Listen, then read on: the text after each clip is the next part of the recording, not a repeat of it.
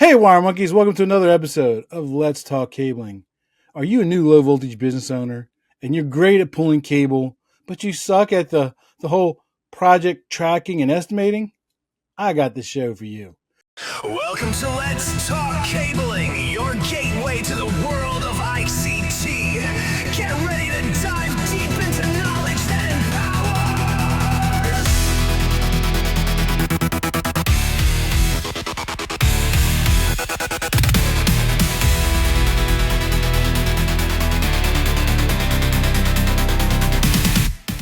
Welcome to the show where we tackle the tough questions submitted by apprentices, technicians, installers, project foremen, project managers, estimators, IT personnel, even customers. We are connecting at the human level so that we can connect the world. If you're watching this show on YouTube, would you mind hitting that subscribe button and the bell button to be notified when new content's being created? If you're listening to us on one of the audio podcast platforms, would you mind leaving us a 5-star rating? Those simple little steps helps us take on the algorithm so we can educate, encourage, and enrich the lives of people in the ICT industry. Wednesday nights, 6 p.m. Eastern Standard Time. What are you doing? I do a live stream on TikTok, Instagram, Facebook, YouTube, LinkedIn, where you get to ask your favorite RCDD, and you know that's me, your favorite RCDD, questions on installation, design, certification, credentialing. I even do career path questions. But I can hear you now. Chuck, I'm driving my truck at Wednesday nights at 6 p.m. I know when I get into an accident. Chill. Take a breath. I record them so you can watch them at your convenience. And also, while this show is free and will always remain free, if you find value in this content, would you mind clicking on that QR code right there? You can buy me a cup of coffee. You can even schedule a 15-minute one-on-one call with me after hours, of course. So a lot of technicians always aspire to owning their own low voltage business. And it's a great thing to aspire to. Don't get me wrong. And there's some that don't, but there always is a facet of installers who dream about hanging their own shingle and having their own business until they actually have to start doing the things that you having your own business has to do, like working 90 hours a week and maybe not getting a paycheck that week because you got to pay material bills or pay your employees. But there is some benefits to being a business owner. But a lot of low voltage technicians, while they are great at pulling and terminating copper cable, great at pulling and terminating fiber optic cabling, they're great at customer relationships. They're not so good at project management, at tracking, and estimating. Well, the guest I have on today, not only is he an integrator who's had his own low voltage company, he also saw this need. He was struggling just like you. And he came up with a software program that I really think that you're going to really appreciate. I met him at Infocom. I wasn't even going to go to Infocom too. Isn't that kind of ironic? I met him at Infocom, and when I found out about his system, I was like, I got to get you on the show. I do. So welcome, Doug Greenwald. How are you doing, my friend? Good. How are you doing? I am doing fantastic. I should have told you this the other day. You know, you got a radio for voice. I mean, a voice I've been for told radio. a little bit. You got that backwards. You have a voice for radio because when you talk, I don't have the looks though. I have the looks for radio. That's what my dad always used to tell me. You got the looks for radio. But no, when I listen to your voice, that's like you kind of remind me a little bit of Casey Kasem, a little bit. Yeah. Well, thank you. Yeah. Hey, there's a talent to being a good speaker. So before we get started, why don't you go and give us the 30,000-foot view? Who's Doug? A little bit about your low voltage company. And a tiny little bit about the software, because we're going to dive more into that in the show. Sure. Well, I've been in the industry for 30 years. I started my integration company back in 2001. We do more residential. We do very high-end residential projects. We go into custom homes, starting at 6 million and above. We're a big restaurant house, so we do a lot of restaurant projects. In 2010, I was looking for a good project management software to run my integration company. I tried some things off the shelf, but as you know, we have some little nuances to our industry. So my developers have always worked for me. I never farmed it out overseas. So my senior developer goes, hey, why don't we build something? So we got together with my project managers and my service coordinator and myself and kind of scoped out just the project management of ProjX360. Built that. We spent 2013 and part of 2014 doing that. Rolled it out to my team in 2014. And then they liked it, so I brought it to CDO, which is the residential version of Infocom, in 2015, and rolled out just the project management part in February of 16. And since then, we've expanded from project management to also be able to track your sales opportunities, generate your proposals, do all your project management, all your time tracking, scheduling, work orders, service work orders, inventory management, all that kind of good stuff. So Right. that's kind of my background. So I've been doing this for a long time. I'm still active in it. I have a GM that runs my day-to-day operations for the integration company, but I started by being out in the field just like everybody else. Nice. I know I talked to you about this at Infocom. Does Project 360 plan on maybe start going to Bixie events, because that'd be another huge audience for you? We haven't gone to that yet. So we've gone to ISC West, Right. which is a really, good event for the security guys. So we're kind of branching to that. So we're growing. I mean, we're still the new guys on the block, but definitely open to going to other events Yep. and getting our exposure out there. Yeah. The Bixie is like the Infocom for the structured cabling industry. It's for the Okay. people doing voice and data cabling and stuff like that. And that's what I was asking, because that's who the majority of my audience is. But when you say low voltage, a lot of people don't understand that. It's, you're talking about structured cabling, you're talking about fire alarm, you're talking about AV, you're talking about building automation. That's all considered low voltage. A Correct. lot of people, All that. yeah, exactly. A lot of people like to lump low voltage, just say, structured cabling. It's way more than structured cabling, right? Oh, yeah. I mean, So, there's so much to it. I mean, our industry in general, I think, gets completely underrated for what we do. I mean, we do a lot. yeah, until COVID hit, and then they realized, oh yeah, we need those guys. Now they understand how important those Category 5E, Category 6, Category 6A cables are. Oh, yeah. When they're trying to do stuff. So I want to start off first talking a little bit about your low voltage company, right? So, and your time in the field. How did you start that company? I was working for another AV company, for many years in their custom integration division. They were it was a retail kind of store that was trying to get a custom department going. And so myself, and actually I have a business partner in that, we worked together in that same company, and we were kind of launching that custom department for custom integration for Mm-hmm. that company.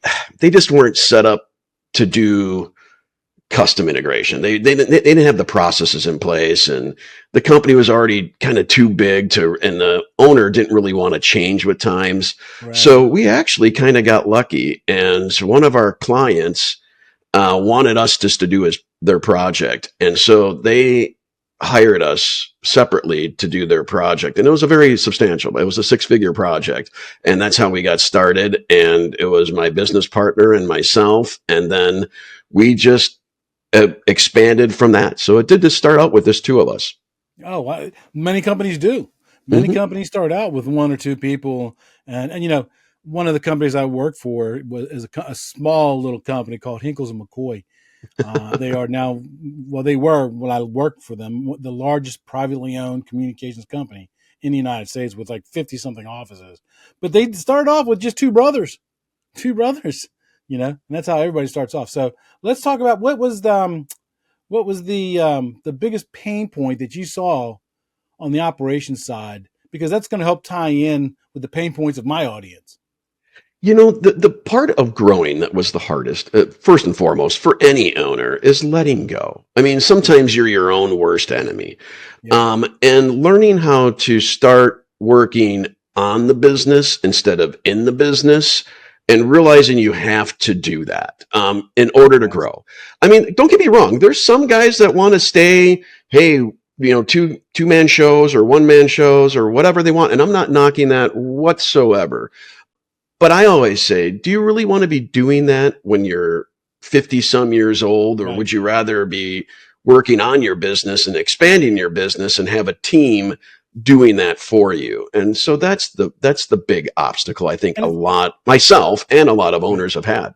Yeah, and it's not necessarily an age thing. I mean, there is people say, there's a business saying that a lot of people say it's overrated, but it rings true. You know, I don't have the bandwidth for that. When you're starting off your own company, you're doing everything from sales to estimation to doing the project management, and and everything all at one time. But there's only a certain amount of hours in a day, and sooner or later you do have to kind of. It's best to kind of step back and let operations do operations. You focus on growing the business. Hopefully, you might even have some salespeople, have them focus on. And Well, you even said it kind of in your intro, do you want to yeah, work 90 hours a week or do you want to have a work-life balance? And that's part of it too, is having that work-life yeah. balance and not working, 24/7. Whether you're pulling your first cable or managing multi-million dollar installs, you're not alone. Welcome to Low Voltage Nation, the largest, most active community of low voltage pros in the game. With over 176,000 members on Facebook and growing, this is where ICT professionals connect, collaborate, and level up together. Got a question? You'll get answers from real techs with real experience. Facing a job site challenge? Someone here has solved it, and we'll show you how. From fiber to access control, estimating to entrepreneurship, Low Voltage Nation is your power network. This isn't just another group, it's a movement. Join the community today at lowvoltagenation.com or jump into the conversation at our Facebook group. Because in this industry, the strongest signal comes from those who connect. So what was the exact moment when you said, there's got to be a better way to do this? I was fortunate enough that it was pretty early on that I always had the envision of growing this company into something decent, and sustainable, and whether I was involved all the time or my business partner was involved all the time. So it was relatively early on. We brought on in our first techs within the first 6 months of being on our own. There were times, again, like you mentioned in your intro, there were times we didn't take paychecks. Reinvesting back into the business was more priority to me, and growing that and getting something established. So my first handful of hires, honestly, were I think we brought on 2 or 3 techs, and we brought on an engineer to do engineering and drawing. Right. I handled all the sales. My business partner did programming and purchasing. So we kind of just started building processes, really is what it came down to, and departmentalizing, the company Right. to a degree. Even though we were still small, but we had the picture of growing that into something like we are today. I mean, I have 20 plus employees in that company today. Yeah. I had a conversation one time many years ago with a supervisor of mine, and we were talking about project managers. And I've always been of the mindset a project manager should be managing projects. You operation hands it over to them. They do the scheduling, the material logistics, the people logistics, and do all the the stakeholder stuff like that. And because they can be doing anywhere between 1 and 5 projects at a time, sometimes not even more, right? But he was of the opinion, well, the project manager needs to do all that, and they need to be looking for sales. I'm like, wait a minute. The problem is, if you're focused on getting sales, you win the project, then you're so busy project managing, you kind of back off on the sales portion of it. And then when you finish the project, there's nothing in the pipeline, and you're kind of like in panic mode, right? You really need to have somebody else outside of project management focused on getting a thing. And that's why I've Agreed always been a big 100%. proponent. Huh? I said I agree 100% on that. Yeah, exactly. And that's why, I'm always looking for, processes and things to make our job easier. And when I was walking around Infocom, I came across, I've always been aware of project management software and stuff like that. And then when I came across yours and I saw that it was really fine tuned for the low voltage industry, right?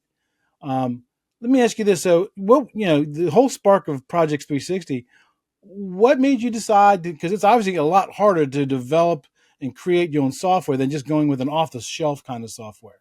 What was the whole Well, kicker I for mean, you? in all honesty, I tried going off the shelf at first, I mean, but like I said, as you know, I mean, we have little nuances that are unique to this industry. So they didn't check all the boxes. And Mm, I already had a development company because I already started another business doing that, but we were just doing development other businesses.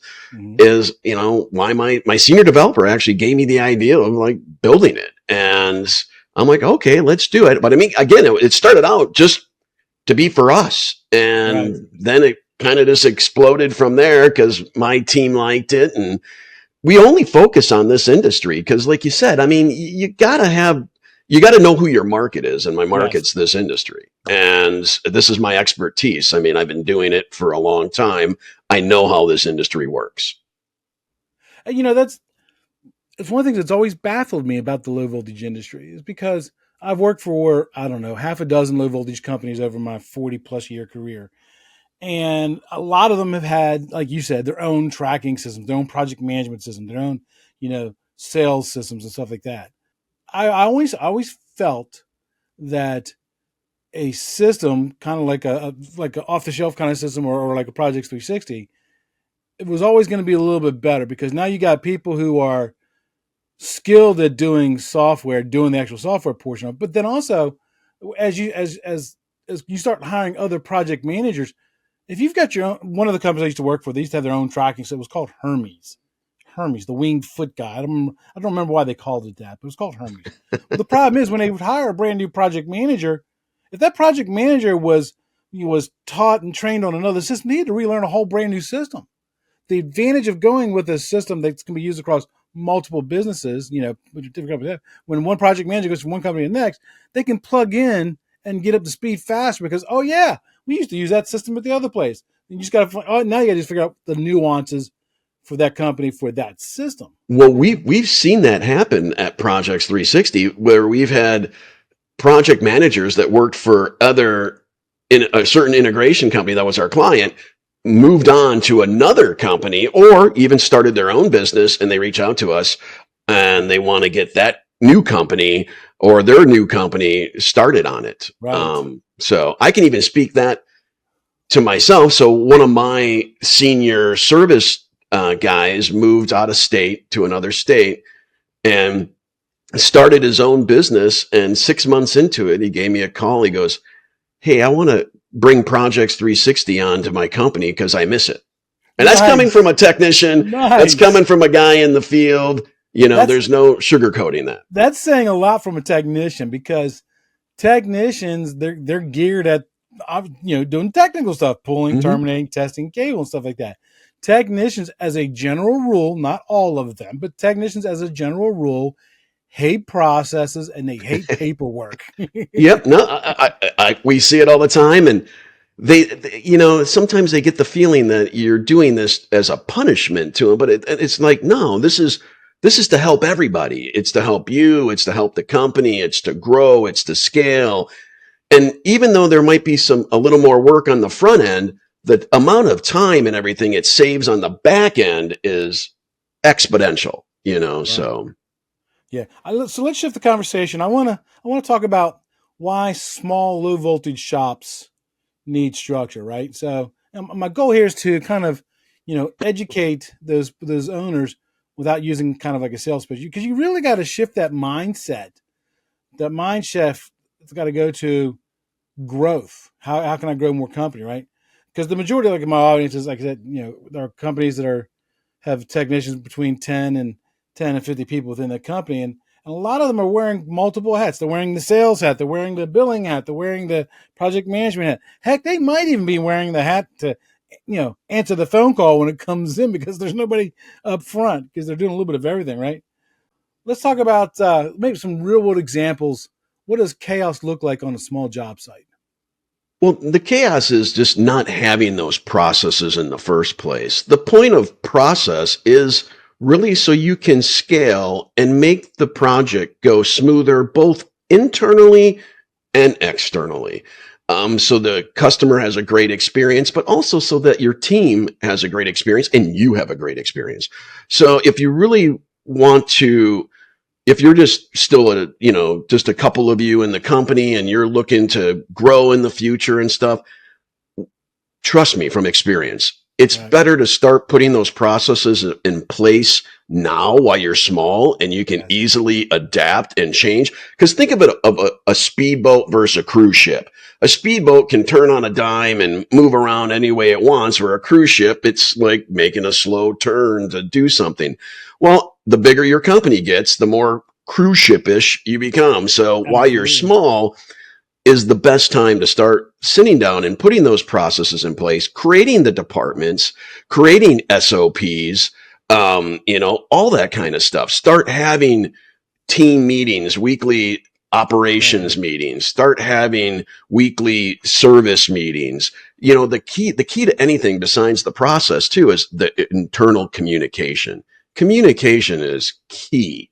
We all keep all this stuff up in our head, and yeah, we know what's going on, but Joe over here doesn't know what's going on. And if you don't want to be on that, like you might have done this project to start with and did the initial install, but as you want to, like I said earlier, you want to grow your business. So you want to start working on your business, not in your business. Well, all that information that's up here has to get out and onto something that Joe or whoever can see that and see what was done in the past, know what needs to be done, maybe can see the history of, like, there's an issue going on with a certain product. Like, you can see the history, like, hey, we've been out here now 4 times in the last 7 months for the same thing. Well, this this piece has got to be bad. We need to get it replaced. A quick word from the folks who help make this show possible. Are you ready to boost your fiber game? Then check out Go Far Fiber Training School, where you'll learn from the best. Lee Renfro, RCDD, Bixie Tech, and 3-time winner of the Bixie Cable Skills Challenge himself. Whether you're pulling your first strand or prepping for certification, Go Far delivers hands-on, real-world training that gets you job site ready. Don't just go far. Lee will take you all the way. Sign up today and start leveling up your career. Visit GoFar on LinkedIn or click on the link in the description below. Yeah, the beautiful thing about having standardized processes or SOPs is, if you only have one project manager, that's actually, like you said, the best time to create those standard operating procedures. But they really start to benefit you when you have, 2, 3, 4, 5 project managers, because if something should happen, our industry is horrible. The attrition rate in the low voltage industry is it's absolutely horrible. People will literally leave the job working with you and go work with a competitor for 5 cents more an hour. I mean, it's horrible. It's horrible. Yeah. That grass is always greener on the other side. And my answer to that is because it has more manure in it. That's why. Yeah, exactly. Right. That's a good answer, actually.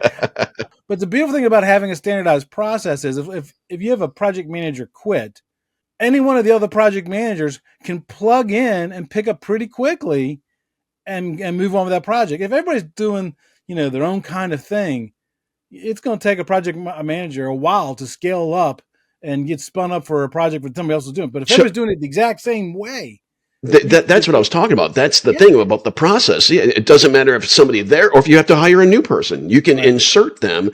If they got the skill set of being a project manager, like you hired them for, and you have processes in place, I'm not saying there's not any kind of learning curve. Of course, there's a learning curve for anything, but it's a lot shorter. And it's a lot easier to insert that person into that position. Let me ask you this. Do you think that smaller companies should really start thinking like larger companies because of the processes larger companies may have already? Yes, for sure. Because the question does come up. I talk to people all the time, and the smaller companies, and they're like, "Oh, I'm too small." I'm like, "No, you're not. You're not." I mean, I go, the sooner, like I was saying earlier, you start doing that, even though you might not have all the people to fit those positions, you're gonna in the future, and it'll happen sooner. And also, by having those processes in place, it'll allow you to know the priority on what positions you need to hire. Right. and that to grow your company properly. And think of it this way too. I mean, if you're just a small little shop where you're the project manager because you're the only one, the best time to start practicing those processes now is now when Yep. you're doing it, because you want to be so familiar with first you got to create them, but you want to be so familiar with them that decisions become instinctual. So that way, when you do have another project manager come on, you don't have to sit there and kind of think in your brain how it works. It's instinctual. You can just say, "Oh, we got to do A plus B plus C," and here's why we do that. That's again another one of the benefits to having. Well, and also don't be afraid to, as you're doing them to change. If it's not working perfectly, like you're going to have to tweak them. And there's nothing wrong with that. That's completely normal. Yep. Like when you first lay it all out, it always looks great on paper till you try to execute it. But once you start executing, as you're, making, learning this and making changes and stuff, there's nothing wrong with that. That's actually normal. You're not failing or anything like that. No, so we've really been talking about standard operating procedures, and we've really been focusing at the project management level. But I don't want to forget the techs and the foremen too, because they matter as well, and a lot of those kind of people listen to the show as well. So how can a lead tech or project foreman play a bigger role in project efficiency? Well, so let me tell you how my company is designed. So we have the project managers, but then we work in teams of two. So we'll have a lead tech and then a junior tech. And the lead tech really takes owner of the project they're on. So yes, the project manager is overseeing it and kind of doing the scheduling and all that kind of good stuff. But in the field, on the job site, the lead tech is the one that's in charge of that. They're overseeing the tech below them. They're doing a lot of the communication with the customer. They're, addressing any issues they come up. And in our weekly operations meetings, those lead techs are part of that operations meeting. So we have we call it a JIP meeting. It stands for Jobs in Progress. And we go through that every Friday morning. And in that meeting are the sales team, engineering, inventory management, the project managers, and the lead techs and sales. And we go through and we have different statuses for our projects. So we do a lot of new construction. So our projects range anywhere from 14 to 24 months from start to finish. So we'll change the status to like what's happening this week. And when we say this week, because we're doing this on a Friday, that what's coming up this coming week. And we go through and touch base on each one of those, talk about if there's any issues. Then we go to what's called 2 weeks out, which it might be a couple weeks out before we're going to go to that. Then we have an in progress status. And all that means is that we're between phases. So maybe we did the pre-wire and we're waiting to do the trim, but we're waiting for construction. Right. It's still an active job, but we're just not do anything actively on it because we're waiting for the project to get caught up to the next phase. And then, we have in warranty and out of warranty, which is a service meeting that's separate for that. But having them in part and take ownership of those projects go so far because the guys really care and they want to do a great job, and it makes them feel good that they're in charge of it. So they have we ownership. They have ownership. We found huge success with that. Yep. Yeah, it's funny because a company I worked for when I lived in the Dallas area, same thing every Friday, but we used to call ours WIP meetings, work in progress meetings, and there would be a spreadsheet printed out. It'd be sorted by project manager, and we would go down every single one, and the general manager would ask you questions and stuff. And one of the things I'll never forget, the general manager was a retired Marine colonel, and he did IT for the Marine Corps. So he knew low voltage and stuff, right? And we had a new project manager. I don't know where he came from or whatever. And he had like 3 or 4 projects. And so my boss asked him, hey, are you done? And he goes, yes, but. And so I could just see the veins starting to kind of pop on the general manager's forehead, right? And then he got to the next one. He goes, is that one done? He goes, yes, but. And then finally the colonel goes, if you have to say but, then you're not done. You're not done. So the answer is no. Yeah, Oh my well, God. it's that famous, the last 5% that hangs out there all Oh the my time, gosh. I mean, everybody's notorious for that. That Yep. last 5% is what kills companies, Yes, you gotta get it all done, you you do. know. And usually the last 5% is usually not anything technical or installation typically related. It's usually the project closeout stuff like the as-built drawings, the test results, the final walkthrough, the punch list. It's those because the customer's not going to pay you. Yeah, it's piddly stuff that can easily be done, but it prevents your last payment, which Yep. that's all profit to Yep. you. And, it just drags out. And then it snowballs because Yep. one, you don't get that one done, and you don't get this one done, and you don't get that Yep. one done. Where when you're scheduling, you gotta make sure you're allowing that time to get that last 5% to 10% Yep. completed. I mean, it's so vital. Let's take a short break. Are you trying to reach the technicians, project managers, and decision makers of the ICT industry? Then why aren't you advertising on Let's Talk Cabling? With over 150,000 impressions a month across podcasts, YouTube, and social media, this isn't just a show, it's the go-to resource for the low voltage industry.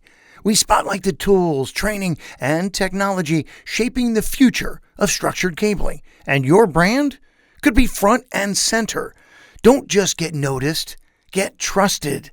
Email Chuck at advertising@letstalkcabling.com and let's connect your brand to the right audience today. And this is like I said, I've got a strong project management background. I'm not a PMP certified, but several of the companies I work for were really strong in project managers, and our industry is really bad about project management. We're great at giving people the title project manager, but they're not tracking labor, they're not tracking materials, they're not doing they're just like the lead person on the job. Well, I'm sorry, that's not a project manager. Right? No. So we have these big projects with on a site with a general contractor with a real project manager, and they would literally hand our what's to us. Hmm. And so one of my bosses kind of said, "Look, we need to fix this," and he came up with a project management program, and that's why I said, the process is one answer. That's good foundation, but you also need to have some kind of a mechanism, some kind of a software that's field driven, so that way the owner, the project manager, and even as we mentioned, the technicians who really do care know that Hmm. the future's in their hands, right? And that's why really like project management software kind of stuff, and that's why I really like the stuff that you showed me at Project 360. So let me ask you this: what makes you think the Project 360 sets apart from others off the shelf kind of software in the Well, industry? the big thing on that is truly that we're built for this industry. The complete workflow from the sales process all the way through completion follows the workflow of this industry. We don't go after any other industry. Actually, it's kind of funny. Today, I had somebody reach out to me and they wanted a demo of Projects 360, and I jumped on the call, and it ended up being a manufacturer. And I'm like, well, what do you want to use the software for? And right away, I guess, we're really geared. It's a different business model, and Right, we're not geared towards that. And right. not that I don't want their business or anything like that, but it's just like we're not. We're focused on the integrator, and that's what we're focused on, and helping integration companies, run their business, manage their processes. We're not going to do the work for you. I mean, no software does. Right, right, right. There's no magic software out there that's going to do that, but we're there to manage your processes, and our whole workflow. The big thing is we're based on this industry. Yes, That's it. yes. Well, see, when you were talking about that other customer who was in a different vertical market, the challenge here, business, this is how business owners think, right? Because if you're not business, you don't typically think this way. A lot of low voltage people starting off their own company, they'll chase anything and everything just to try to make a buck, right? But sometimes you just got to say no.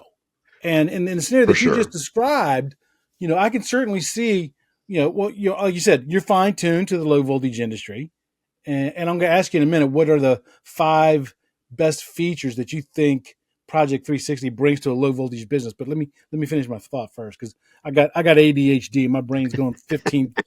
I'm with you. 15 different methods. Right? So the problem is with if you had sold your ProjX360 to that other vertical market, you'd have to end up doing surgery on your system. And I don't know, I'm not a programmer, but I've done a tiny bit of programming a long time ago. And I know one thing, beta testing and then making sure that it works at every scenario, that's a huge network, a huge problem. And then what happens is the customer who's buying your software, and it's not fine-tuned to their industry, they're not going to be happy. They're going to be bad-mouthing. No, and when it comes to software, when it comes to that, it's not that you can customize it to all these different. I mean, don't get me wrong. There's big companies that are like generic project managed for the service industry, Right. and they do an okay job. But I mean, it's not a match for everything. But like even for that, what happens to us? Why you don't want to waste your time? And I'll even elaborate a little more into the industry itself. Why it's okay to say no sometimes, because if I would have said, okay, I would have proceeded with this client today, I would have wasted an hour of his and my time going through a demo. But let's say he even signed up then.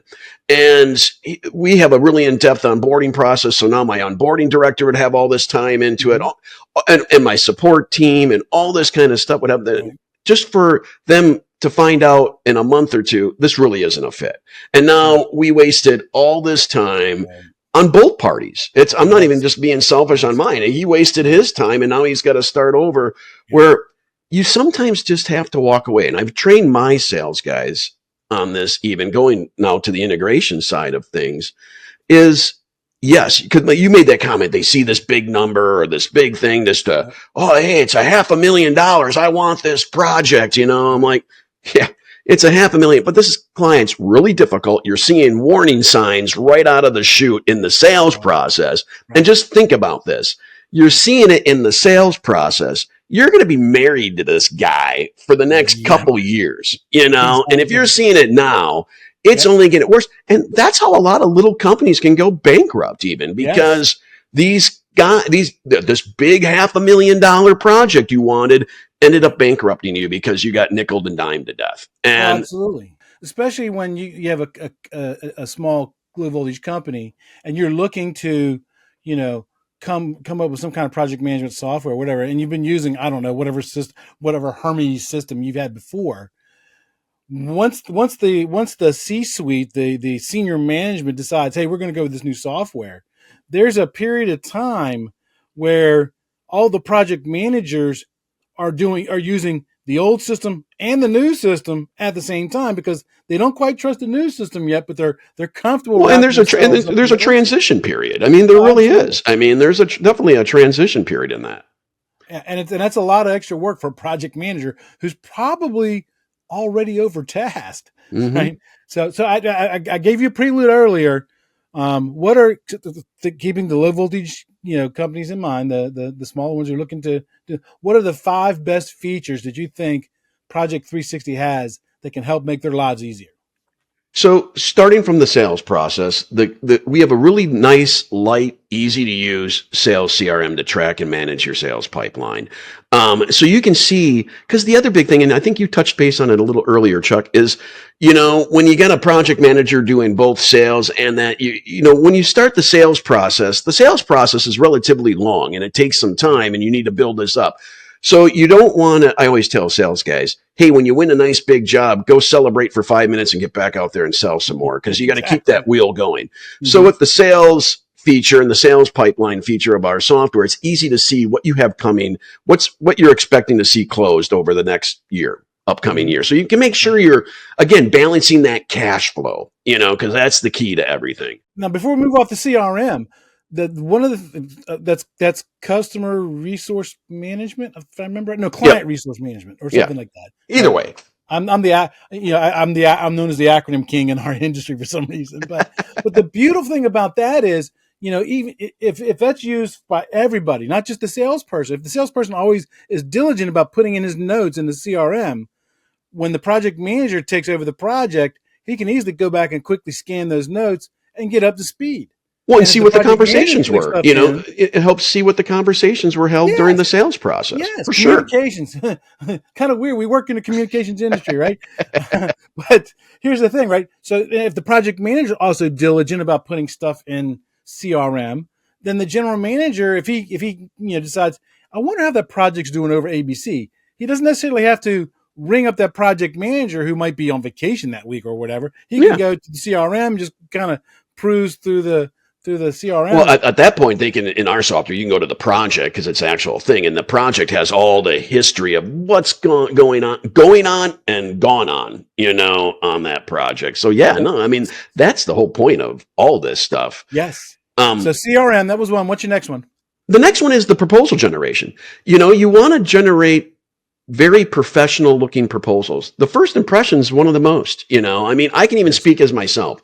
When I just did a big remodel here to my office, and one of the things that made me choose that contractor was how he presented his quote to me. Yep. And it was broken out as easy to read and understand. So we have a really nice proposal tool that you can build proposals quickly, but very accurately. So that would be number 2. And you can, send them electronically. You can save them as PDFs, whatever you want. And I would assume that in that tool, you could use like maybe boilerplate templates to kind of help generate that process. Oh yeah, for sure. You can create templated scopes of work. We integrate with a company called Portal that manages our industry's database. So you don't have to retype in the product. You're just dragging and dropping product into the proposal, and it's bringing it there. And then in our proposal tool, you can actually add labor phase and labor hours to it.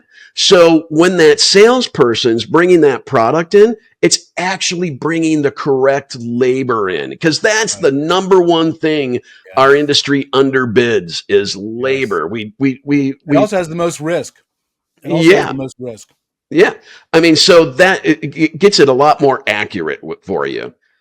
And then once that that proposal is approved, is our project management, our core, because that proposal gets pushed and creates a project. All those labor phases and labor hours come into our time tracking feature. So another really cool feature is what we were just talking about. The thing that is always underbid, or you don't know if you're doing good on, is labor, where you can see easily right on the dashboard what your time tracking is actual versus budgeted. So you can see, and a phase will turn red if you're going over budget, and it's right in your face. That's the best way to have software like that, right? Because that way, people visually take stuff in quicker than they do when they read stuff. Mm-hmm. And so if your budget of cost, work, perform is not in sync, if it pops up red, that automatically tells you, oh my God, I got to go focus on this. I got a problem here. Yeah. Exactly. And then, our scheduling feature, because we have work orders you can create, both service and project. So project work orders are for the work orders created during the build of the project. Then we have service work orders for the lovely service calls after that. Just because when we're done with the project doesn't mean we're done with it, means now we got to warranty it or do service on it. So you can see all that information easily in the project and schedule that. But then also our inventory tracking is really unique to this industry. So we designed it because most of us don't just buy inventory to have inventory. We're buying inventory for a project. Yep. And so in our software, not only can you order by the project, but as that product comes in, you can allocate it to that project. So we have this nice called product request page for your purchasing and inventory department that lists all the product that is for that project, basically your BOM. Bill of materials, if people don't know what that is. And it shows as you're allocating, it puts a little green check mark to it so you know you have it. Because the biggest other costly thing in this industry is sending your guys out or the techs going out and they don't have everything. Oh, absolutely. And now you got to go back and make and the quicker you can get that material off the overhead and allocate it to a project, that's going to automatically allocate revenue for that as well too, and it gives you. It's all about cash flow. Yes, it is. I just did an interview with a guy from distribution. It's going to be airing probably by the time this airs. It aired right before this, and we talked about that. That those spools of cable in the warehouse, that's money in the bank that could be making money. That's a liability. That's a liability on your balance sheet. I mean, that's The money that you've spent that you're sitting on. So on the project management portion, does it have a way, because our industry's notorious for bad specs, bad scope of works, customers changing their minds, does it have a process for change orders? Oh, for sure. So how our change orders work, they're just child proposals of the parent proposal. So they're all interconnected. And then what's nice when you push those change orders over to the project as they're approved, there's what's called a rolled up view that the project managers or inventory management can look at that basically consolidates the parent proposal and all the change orders. And so if things were removed, it removes it from the list to order. And so you don't get confused like, oh, are we supposed to still order this or not? Or was this replaced with this? It does it all for you. So if it's rolling up to the parent project, to the main project number, is there trackability to find out if I want to just look at just that one change order? Did that change order make a profit? Yeah, I mean, you can see what that change order was for. And I mean, the labor hours and everything all get consolidated into one, Okay. so you can all see, but you can definitely break out the equipment value of what each one is and look at that for sure. So that was, I think, 4. What was the fifth thing? Custom reporting. You can build all kinds of custom reporting for any part of the software. We have this project health report that it'll tell you what the value of the project is. It'll break it out by equipment and labor. You can see what's been billed to date, what money's been received to date, what equipment's been installed, what's remaining to be installed, all the labor against. So we have all kinds of reporting that you can do. So you can really get a lot of stats and everything of any stage of the project. And another really cool one is installed products. So you can go to a project, and a project in our software is considered a location. So like it's a company location. Like you might have a parent company that has 50 locations. Under that parent company, you'll have 50 projects, because each location is a project. But you can go and see at each location all the product that's ever been installed there, when it was installed, the serial number, who installed it, all that kind of good stuff. My dad he worked for a gas station for many, many years, and then he ended up buying the gas station and became a business owner. And one of the things he said that he absolutely hated as a business owner was chasing invoices. Chasing invoices? Getting people to pay, right? Getting customers to pay, because we had accounts, and you have to go. It seems like they wouldn't pay unless he actually showed up on the door and knocked on the door and said, "Hey, you guys have been filling up your company trucks at the gas station. Here's the bill," right? So, and one of the things I kind of liked about your system is it ties in with QuickBooks. So can you kind of go over that just a tiny little bit? Yes, so we have because we're not an accounting platform. So QuickBooks is the most powerful and popular accounting platform. So we integrate with that, where you can sync your clients so they match. You can then push over all their invoices. So that goes to your, we're going to have multiple invoices here shortly. So, we'll have 3 types of invoices. We have what's called a request for payment, which that will then sync over to your liability account in QuickBooks. And then we have a delivery invoice, which as you're installing product, you'll create those, and that pulls from that liability account and hits your P&L. So it's cost of goods right there. Right. And then we have our standard invoice that we have today, which is just a regular invoice, like a service call, or, if you're just creating an invoice for something. Right. So you can do all that. It also pushes all the time tracking over. So if you're using QuickBooks for your payroll, it'll push all the hours right into the timesheet section of QuickBooks. So you don't have to enter it separately. You can even push your proposals over, and it comes into the estimate section of QuickBooks. So it's a really nice integration. Right. Let me ask you this. So the guy or the low voltage company they only have 2 people, and they're saying, we're too small for this software. What would you say to them? You're not necessarily. If you're looking to scale your business, which let me tell everybody that's listening here, other companies in your market are scaling their businesses. So if you're not scaling, you're falling behind. So if you're looking to scale your business, you're not too small for us. And again, I'm going to go back to what we were talking about, even for the processes. The sooner you get the processes and the platform that you're going to use, whether it's ProjX360 or not, that in place, the easier it is when you're smaller. So I highly recommend at least start looking and getting that, thing in place along as you're doing your processes. Yep. No, I agree with that 100%. So if somebody was interested in learning more about ProjX360, how would they find more information on that? You can just go right to our website, which is projects, ProjX360.com. So we do a little play on the word projects. So projects360.com. And we have all the information there. There's videos on there. We have a sandbox that you can actually play in for a free demo and play in the software itself. And there's also request a demo. And that's with me. It's one-on-one. We'll get on a screen share with whoever you want from your team, and I'll walk you through the whole software from sales to completion, do a Q&A, answer any questions to see if it's something that might be of interest to you. So let me talk about licensing, right? Is it how does the licensing the profile look? It's by seat. So the licenses start at $24 a month per seat. And it depends. There's different levels and sections that you go to, but that's kind of where it starts.